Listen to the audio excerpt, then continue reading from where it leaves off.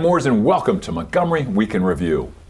The ballots in the upcoming June primary election will have many more candidates than we've ever seen in years past, in part because of the advent of public financing of elections that we will see now in 2018. Phil Andrews was the sponsor of the new system when he was a member of the Montgomery County Council. In fact, he was president of the county council. He's here to explain what he let out that we're all looking at now with 38 candidates for county council at large. Manna has found that every season has its challenges for those in need of food. Springtime is no exception. Mardia Dennis from Manna will tell us all about what the needs of our community are in this springtime season. Every Mind is trying to do everything it can to respond to the crises that students are experiencing as they increase anxiety and stress as a result of recent threats in schools, both here and around the country. Cassandra Quesnel from Every Mind is really associated at Every Mind with Linkages Learning, is here to discuss some of the available resources in our community. CASA offers classes as well as information about completing tax returns, preparing for citizenship exams, and many, many other topics of interest to its members and the general public. Pablo Blank from CASA is here to explain what some of CASA's offerings are in its many splendored programs.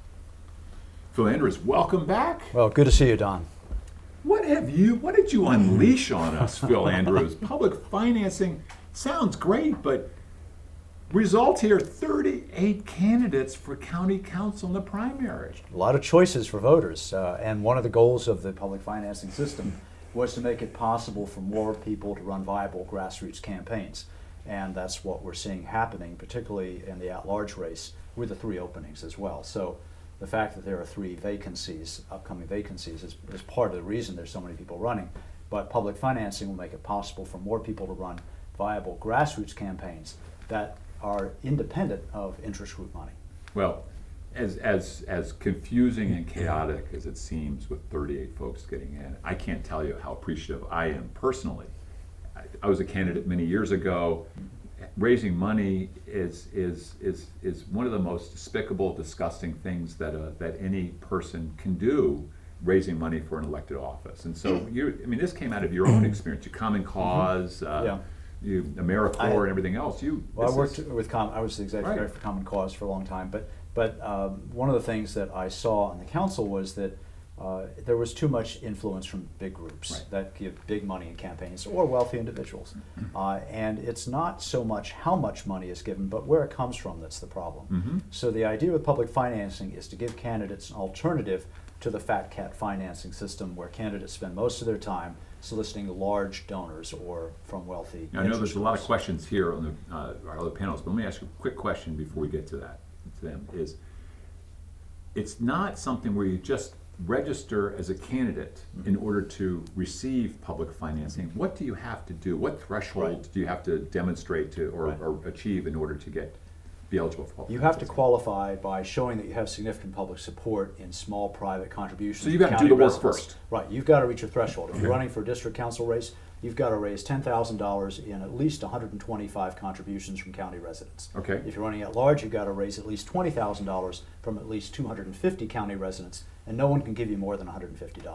All right? And if you're running for county executive, you got to raise $40,000 from at least 500 county residents. Again, no one can give you more than $150. Okay. So, Phil, as a resident of Germantown, someone who is interested and wants to be informed and will vote in the next election, why would that matter to me? All right, so the major issues that the council deals with, 2 of the major issues are land use and labor contracts. Okay. And the big givers in county campaigns in the past have been from the development industry and from public employee unions, who have a very vested interest in the outcome of council decisions. The question is, do you want council members who are dependent on financing their campaigns with large contributions from those groups? Do you think that will produce a better public interest outcome? Or would you prefer to have a candidate who's financed by hundreds of regular people who don't have that strong a financial stake in the So what you're saying, decisions council. so Phil, what members you're make. saying is you're saying that you want council members, and the purpose of your bill, to be responsible to the voters Right. as opposed to a Right. special interest. If you want to have governments of the people and by the people, I would say you need it financed by the people, to paraphrase. Abe To would- I bet Abe amend would have said Abraham that. Lincoln's statement. Abe would have said that had he read your bill first. So, The way you were describing it, it sounds like there's certain steps that the candidates have to do in order to get that public funding. Are you finding that there's candidates who are still shying away from that and still taking those big funds from people? sure, it's a voluntary system, so no one can be forced to participate in public financing under the Supreme Court's decisions. So they have to be induced really with the idea that if you participate in the system, then you will be able to get substantial public matching funds that enable you to run a viable campaign, and you will not have to go and beg before large givers or interest groups and say what they want to hear in order to get big money.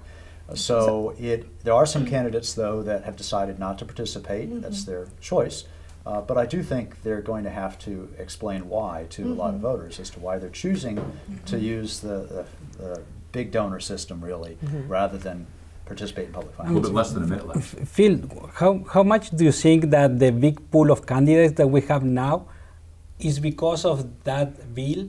And how much do you think is the desire of the people to run for office because what is happening at the national level? And It's a combination. There's a lot of political activism and turmoil out there, which is motivating people to get involved this year. Certainly, term limits played a role as well.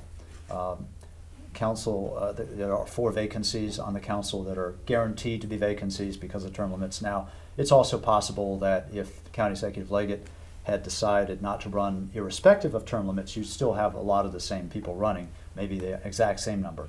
But public financing makes it possible for people to run campaigns independent of interest groups, and it is a way to create more competition. And I think we have a majority of incumbents and challengers using public financing, so it's got broad appeal. Stay tuned, right? Yeah, the primary is in about 3 months. Let's go for it. All right, Phil, look forward to having you back again. Thank you. Thank you so much. Mardia, welcome. This is your first time. It is. to the Thank show. you for having me. And what a wonderful organization. Manna Foods, we love Manna. We've had some of your colleagues on before. And a lot of times it's looking ahead at the upcoming holidays and those issues. For me, it's always, what do we do on December 26th? And I think that's Right. a lot of what we're talking about today, because the need in the community for food It's 365 days. You're absolutely right. I think holidays play a big part in all of us, in our families, in our everyday life. A lot of us gather around food for the major holidays, but there are major holidays throughout the year. And major holidays aside, hunger is a need that is throughout the year. And so we just want people to be educated that every day is a day that someone is hungry. There are children in our community that need food. And we've got coming up, we're filming this in March. Yes. So we've got upcoming Passover, Passover, and Easter, Ramadan. There are, quite a few religious holidays that are around this time. and all have food And as all a part of their Of that. the major celebrations, absolutely. Tell us a little bit about the needs that Manna Food is facing right now, or sees in our community among the family members and individuals who still don't have enough to eat. Who still don't have enough to eat. Well, Manna is a unique organization in that we try to bring about different community groups to try to find a solution to hunger. We can't do it on our own. It's not, hunger isn't in the silo. But we really want to make sure that everyone gets involved, because there are over 70,000 people, individuals in this county alone, that are food insecure. And that's just not a made up statistic. That's, those are our neighbors. What is food insecure? Food insecure is basically not having the security of knowing where your next meal is coming from. It's, to put it in terms where we can all understand, some people have to decide whether they're going to spend their paycheck on medication or food, whether they're going to be able to pay the rent this month or if they're able to buy food. And these are, a lot of people in the community don't have to deal with that, but then there's a significant number that do have to make those decisions. Sure. Are we, Manna Foods, or do you feel like we're gaining on the problem? Are we falling away? Is there enough awareness in our community of those who don't have enough? I would say that we are making strides. I don't think that we are anywhere close to the solution of the problem, but we are making strides. I think programs like this, where we can get out and educate people and just let if we all come together and be aware of the problem, we can all make strides and make an impact. But I think that, you know, the change in climate, whether it's economic climate or if the political climate, a lot of things influence the uncertainty that everyone faces. So when you have that sense of security, sometimes you get the blanket pulled out from under you. So I hesitate to say, oh yes, we're doing great, because you never know what could happen. I mean, you know, any given month, any given tweet, something could change, and then, you know, we're all a little nervous. In addition to donations of food and money, do you need volunteers? Absolutely, absolutely. So our warehouse in Montgomery County in Gaithersburg, and at our satellite locations, we rely heavily on volunteers. Every single day we have volunteers, at least, you know, between 20 and 30 that come in and help us pack the food, help us distribute the food, help in a lot of different ways. So there's always something to do at Manna. Even the little kids do food drives for us outside the grocery stores on the weekends. Right. There's always ways to get involved. Do you find that the individuals who receive food from you want to then volunteer? Do they become part of the organization? Absolutely. So I'm so glad you asked that question, because we have what we found is that it's not only, we don't just want to give people food. You know, it's sort of that proverb where you can give someone fish or you can teach them to fish. And so in an effort to teach people to fish, we have a series of programs called Breaking Bread. And what Breaking Bread does, it's a way that we found to bring people together from different walks of life to have conversations similar to this, what we're doing now, about the root causes of hunger. Because we know that it's not just one reason why people may be facing this insecurity, but we need to hear everyone's voice in order to be a part of the solution. And if I know a person who is suffering from food insecurity, how can I connect them with your organization? How can they access your services? Thank you for that. So we are connected to all of the social services organizations. So if the person is already receiving any services, chances are they could get a referral from the service organization that they're already participating in. We have our phone number that's available, our website, people can go in, or you can just walk in and make an appointment. We do ask for 24 hours in advance, just, you know, so that we can prepare ahead of time. But anyone that is food eligible, there's just a little screening, but it's just basically being a Montgomery County resident that you have to go through. But we look for referrals from other agencies as well. And have you seen You got 30 seconds. Have you seen a reduction in the number of immigrants approaching the trucks in the public spaces to pick up food because of fear of being trapped by ICE or things like that? 5 seconds. Yes, but not to the extent. I think that has slowed down because there's a little bit more confidence now, but we've tried to educate people that our requirements have nothing to do with your immigration status. Perfect. Great question. Thank you. You're welcome.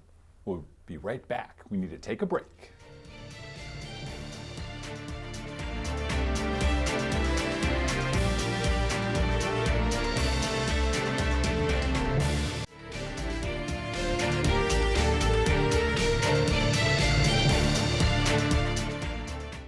And we're back. Cassandra, welcome. Your first time as well. Yes, thank you for having me. Well, it's great to have you. Let's talk. Every Mind is what a wonderful organization. You're doing the linkages, outreach, especially you're dealing with children, and we're talking about children who are anxious, right? And the community being anxious about all this terrible violence we've been seeing around the world, and this country especially. We have seen an increase in anxiety and stress with our children at school. Not only children, but oftentimes our teachers are impacted, parents are impacted, the whole community as a whole is impacted by ingesting this information that we're learning and seeing in the media.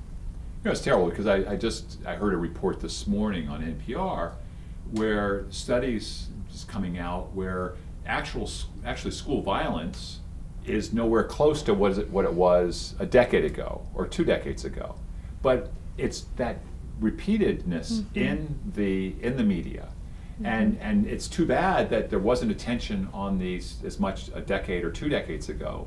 Like, I mean, there's one school that had 4 shootings in 1 year and never caught wind. I think part of it is socioeconomic, where it comes from and all this stuff. But how do you deal with that? I mean, is there a point where shutting off the media a little bit helps to bring people, quiet them a little bit, or? Absolutely. That's one of the things I work with my parents on. They often ask me, where do I go from here? And so if your child and you yourself are dealing with anxiety and stress from this situation, unplug as a family. You know, our kids have access to TV. They have access on their Apple Watches now to social media. If they're ingesting the information consistently, it just heightens the anxiety and stress. So it's really important to unplug as a family and reduce the amount of time, even if it's with best intention to educate yourself, to take a break. You have basic steps you follow, aren't there? Don't you? With parents? With parents and with children, right? Don't you? I mean, you look at this very systematically. Absolutely. So we kind of look at the typical reaction to stress, which is what I said we all feel after an incident like this occurs. For a couple weeks, we have that heightened stress and anxiety. But then some people have a stronger reaction. So we're looking for behavioral changes. Is my child sleeping or eating more? Are they sleeping or eating less? Do they appear more jumpy or nervous?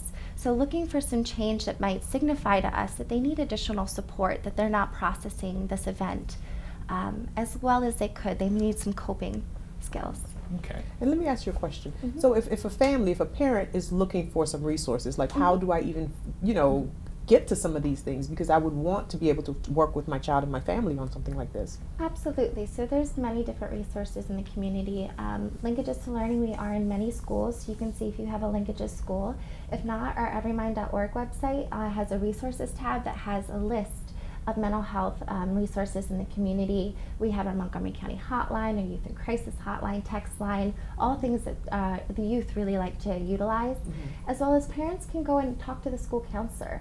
Oftentimes your school counselor will have a list of community resources in the neighborhood that you can begin to access some of those things as well. We have at our last PTA meeting in the school where my daughter goes, we have a discussion about how much to share with the kids of what happened when a shooting happened.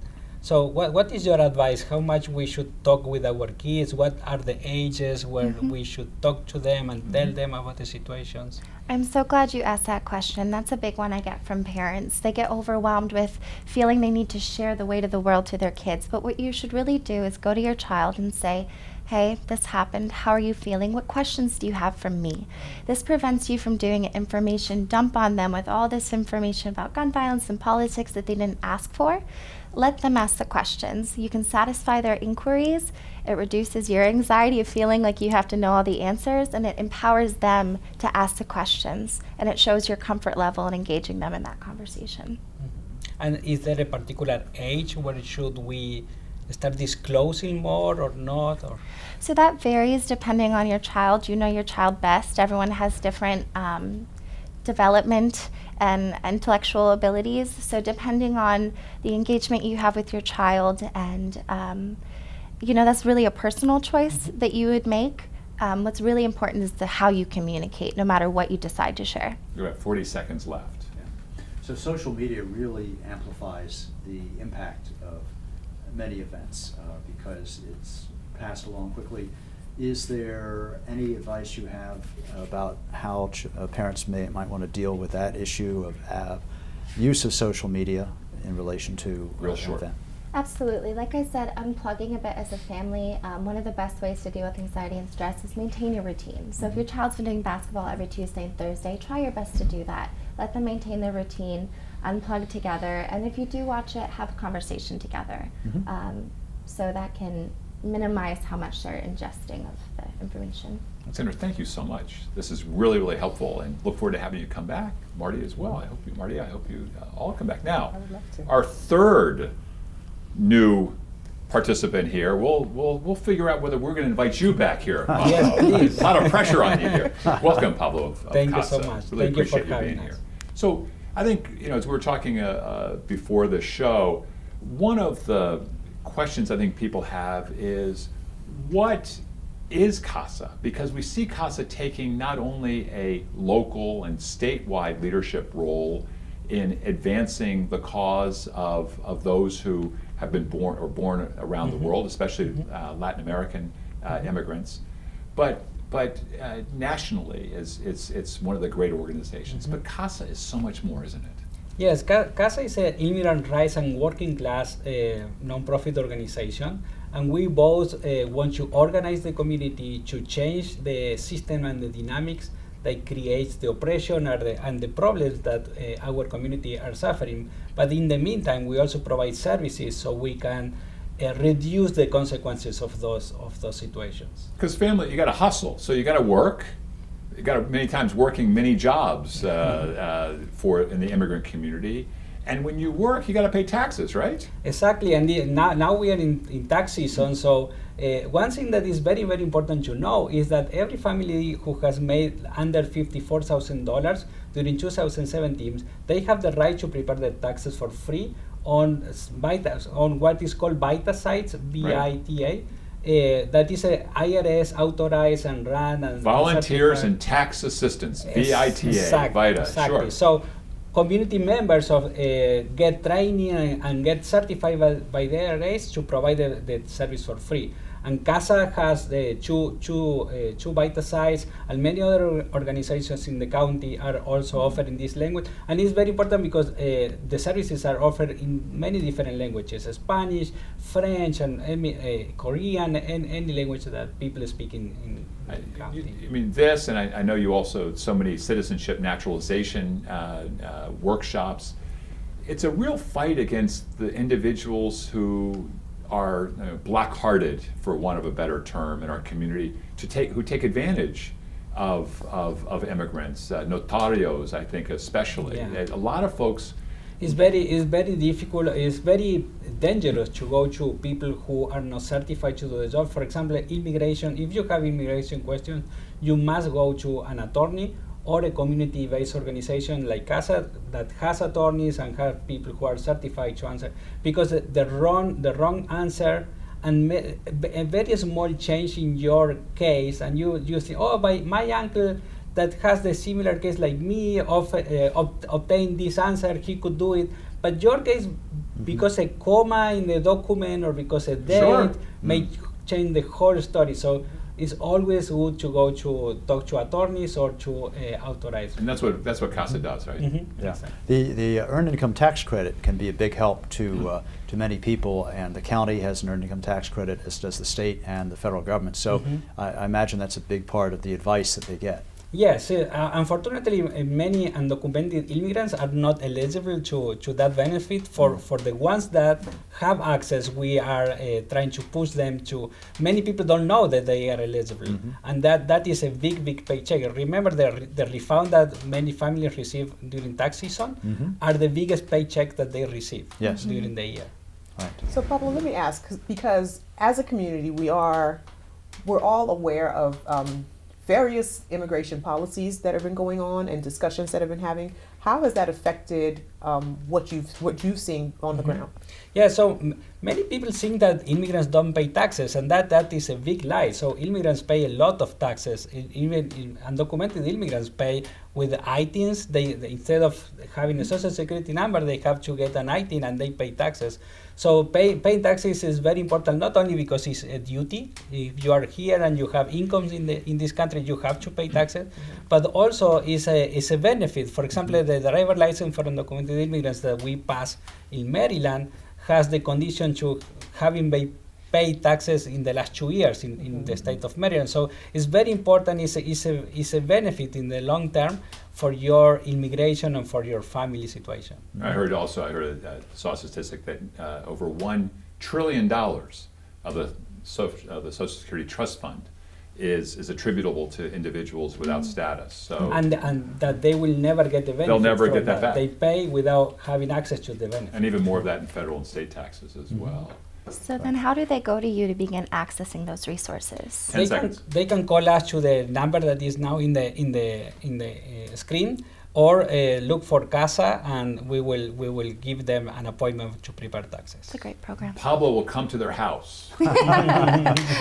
You did great. Thank you. Thank you so much for What do you think? Does he? Yeah, I think so. I think I so. hope you come back as well. Thank I want to thank the four of you for joining me today on the show, and I want to thank all of you in the viewing audience for joining us for this week's edition of Montgomery Week in Review. I'm Don Mooers, inviting you to join us next week at this very same time.